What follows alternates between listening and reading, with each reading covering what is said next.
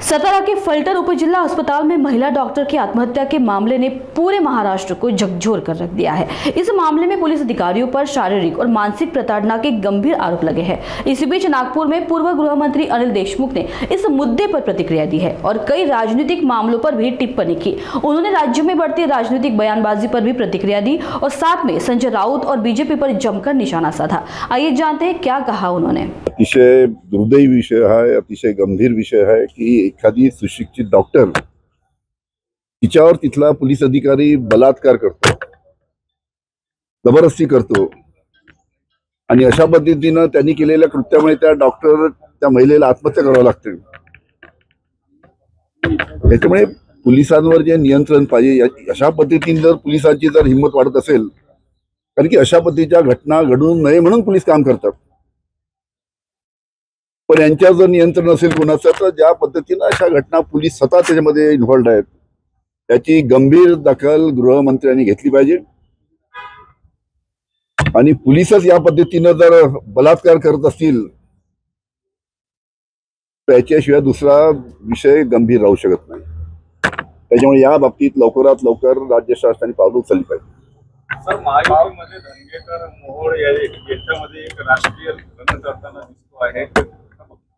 मला आश्चर्य वाटतं की जैन समाजाच्या बाबतीत त्यांचे मोठे मोठे मुनी इथं हे करतायत, याच्या बाबतीत स्वतः मुख्यमंत्र्यांनी लक्ष घालून हा विषय स्वतःकडे घेऊन दोन्ही बाजूचा ऐकून योग्य तो निर्णय लवकर घेतला पाहिजे। 3 दिवसापासून तेच चालू आहे। केंद्रीय मंत्री मोहोळ साहेब आणि तिकडे धनगेकर काय त्यांचे आरोप आहेत ते स्वतः ऐकून घेतले पाहिजे। आणि शेवटी हा जैन समाजाच्या त्यांचा जी मागणी आहे त्यांची मागणी आहे ती, त्याच्यामुळे मुख्यमंत्र्यांनी स्वतः पुढाकार घेऊन दोन्ही बाजूचा ऐकून योग्य तो निर्णय घेतला पाहिजे। काल बावनकुळे एका कार्यक्रमात असं बोलले, कार्यकर्त्यांच्या सगळ्या व्हॉट्सअप ग्रुपवर आमचं लक्ष आहे, एक वॉर रूम या सगळ्या बाबींकडे लक्ष देऊन आहे। त्यावर संजय राऊतांनी म्हटलेलं की या सगळ्या प्रकारात बावनकुळेंवर गुन्हा दाखल। मी ऐकलं, भारतीय जनता पार्टीचे एक सिनियर मंत्री चंद्रशेखर बावनकुळेचं वक्तव्य मी स्वतः ऐकलं आणि मला आश्चर्य वाटलं की त्यांचं एवढं अज्ञान आहे त्यांचं या बाबतीत। राज्यामध्ये मंत्री असताना सुद्धा एखादा सिनियर मंत्री त्याचं एवढं अज्ञान असू शकतं। कोणालाही सर्व्हेलन्सवर कोणाचाही फोन टाकता येत नाही, हा नियम आहे, कायदा आहे।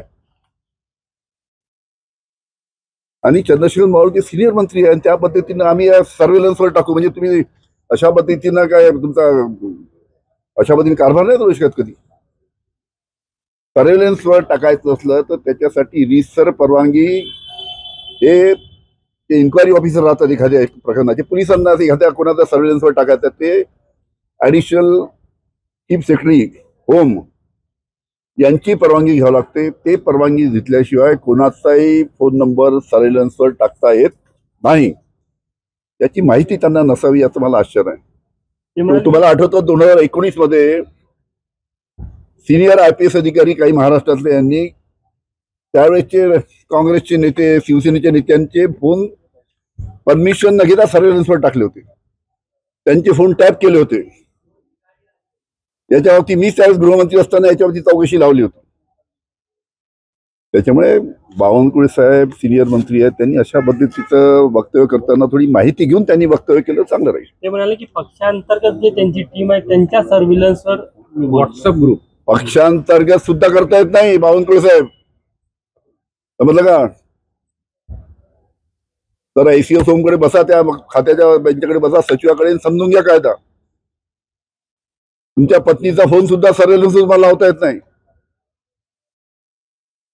त्याच्यामुळे अशा पद्धतीचं अज्ञान चंद्रशेखर बावनकुळे साहेबांनी दाखवणं हे चुकीचं आहे। थँक्यू। चला।